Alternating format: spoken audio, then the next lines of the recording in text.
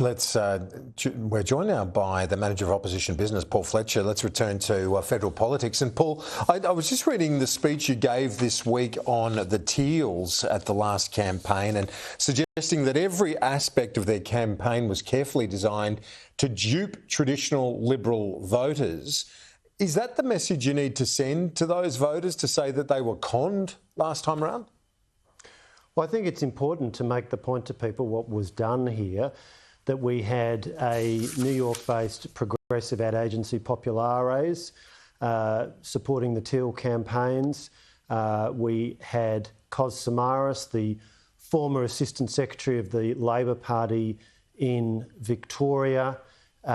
We had a very carefully limited range of issues on which they announced policies based upon research, and these supposed genuine community-based campaigns, by some remarkable coincidence, only turned up in seats that had traditionally been Liberal or National seats. So this whole exercise was designed to attract Liberal voters who were disenchanted with us after the tough period of COVID. And what we now know is how the Teals have voted in the parliament. They were an unknown quantity at the time, but now we know their voting record. And between 74 and 81% of the time, they voted with the Radical Greens Party on substantive bills, on second reading votes and so on. And that includes, for example, instances where Kylie Tink and Sophie Scoms voted with the Greens to accuse Israel of war crimes. That includes advocacy for removing negative gearing, with both Sophie Scoms and Zoe Daniel on the record on that matter. So I'm simply making the point that the Teals should be held to the same scrutiny as everybody else in politics. And this was a very sophisticated, big money exercise designed to attract Liberal voters to vote for a Teal candidate. And you are pointing out as well in the speech to the Sydney Institute that it's not a coincidence that a third of the Teal candidates were the daughter or niece of long-serving former Liberal MPs. You believe that's part of the... I think it was all part of the plan to have as your candidate somebody who was the daughter or the niece of a former long-serving Liberal Member of Parliament. All part of a plan designed to attract votes from people who traditionally voted Liberal.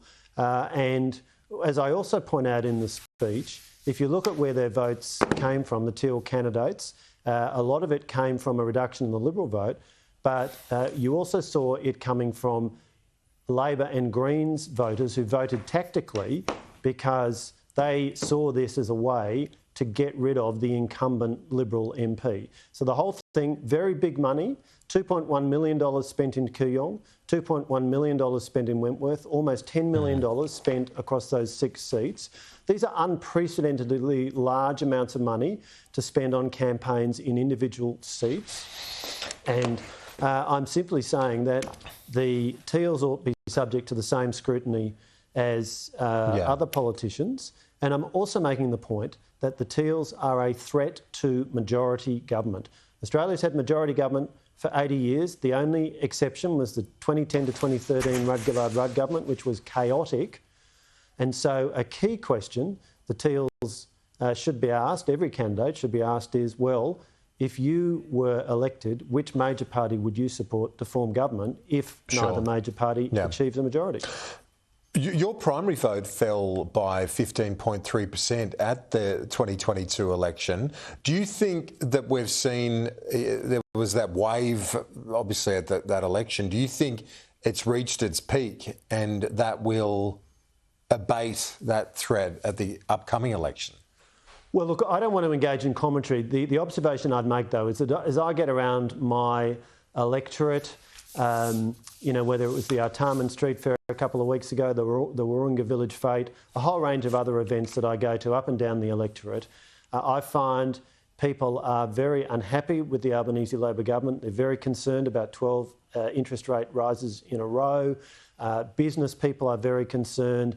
at demand dropping off. They're also very concerned. We had a forum with the Chatswood Chamber of Commerce together with Michaelia Cash, the Shadow Minister for Workplace Relations, as we explained to the business people assembled there that the CFMEU and other unions now have rights of entry into your business premises that are greater than the rights of entry that police have, that there's now a new definition of casual employees with 9 or more different factors, and you could well find that the person who you think you're employing on a casual basis actually will be determined to be a full-timer. These are all things that are causing a lot of angst, and I'm getting that consistently right across my electorate. It's 3 years since the federal government made that infamous promise to reduce power bills by $275. It's been anything but that. Is the coalition, though, ready for this campaign from the government, from the Prime Minister, saying that things would be a lot worse if the coalition had its way and a lot of the cost of living relief wasn't able to flow?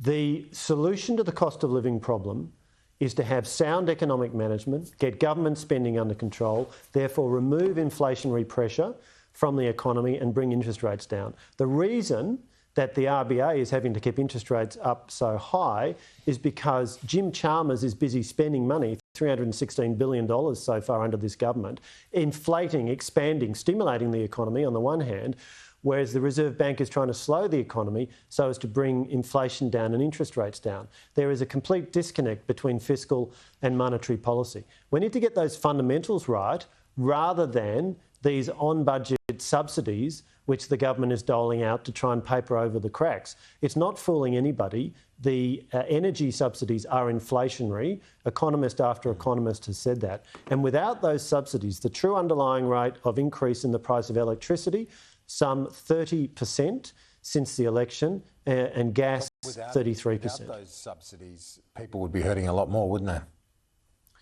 they? If we didn't have the chaotic economic mismanagement of the Albanese Labor government, then those trigger factors causing people to be hurting could already, in many cases, have been addressed. Paul Fletcher, great to chat. We'll catch you soon. Appreciate it. Thank you.